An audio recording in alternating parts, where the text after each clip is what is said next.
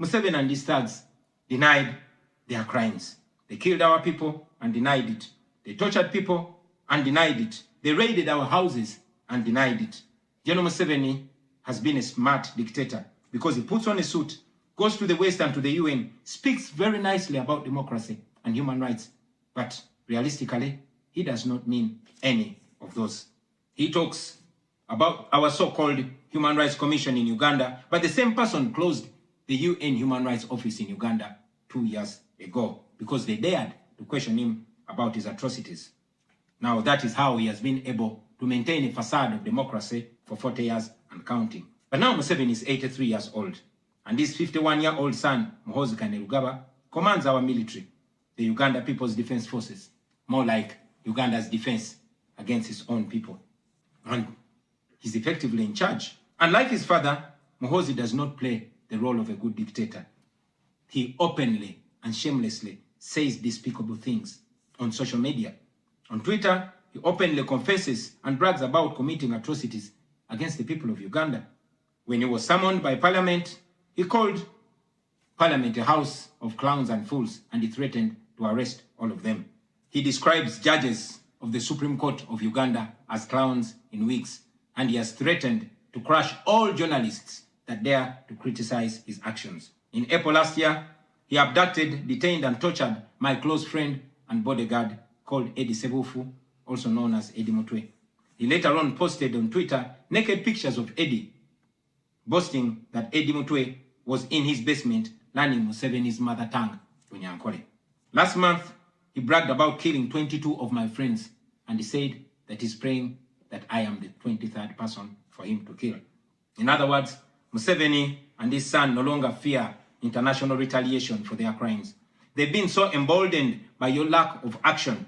They know that they can murder their own people, imprison them, torture them, remove their fingernails, push needles down their testicles, and nothing will happen to them. Now, they're using rape as a weapon. Boys and girls, men and women, people of all ages have reported being sexually assaulted by Muhoozi's military. And it's not rare. The majority of the people that they capture and unlawfully imprison have reported being raped, whether men or women. It is no longer possible, ladies and gentlemen, for the international community to deny Museveni's violence and atrocities. It's all over social media. And today, I am talking about it to you. Now, this is our call to action. The way I see it, if the international community continues to be complacent, then Uganda will go from bad to worse.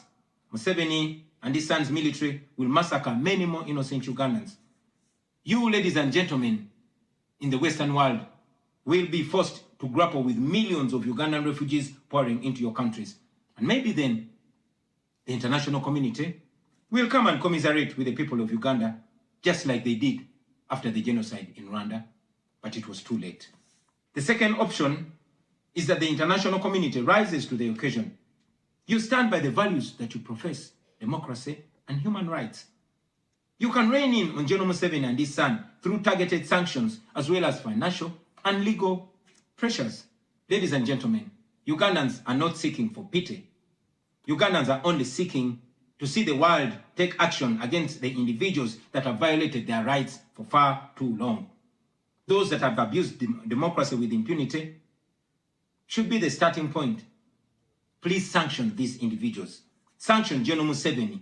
Sanction General Muhoozi. Sanction all the police and military officers that are responsible for gross human rights violations. Sanction those commanders. Sanction the judicial officers that have aided criminality through deliberately misinterpreting the law or skewing it. Those that normalize electoral fraud. Those that remand to prison suspects that should actually be sent to hospital. Sanction these individuals because their combined efforts in the last election effectively give autocracy a blank check to rule over the people of Uganda for 5 years. We call upon the international community to treat General Museveni exactly how they treated Idi Amin, because Idi Amin did what he did to Ugandans for only 8 years. Museveni has done much worse to the people of Uganda, and it has been for 40 years and counting. Because of the inaction of the international community, Museveni's mode of dictatorship and human rights violations is being seen as acceptable in the region, and it must be stopped before it is exported to other countries in the region and in the continent. We ask the international community not to recognize Museveni's regime because it is not legitimate.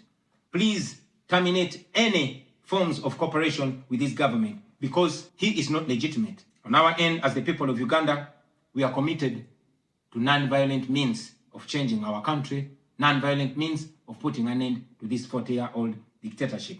And you can be sure that the people of Uganda will sooner or later free themselves, because oppressed people cannot stay oppressed forever.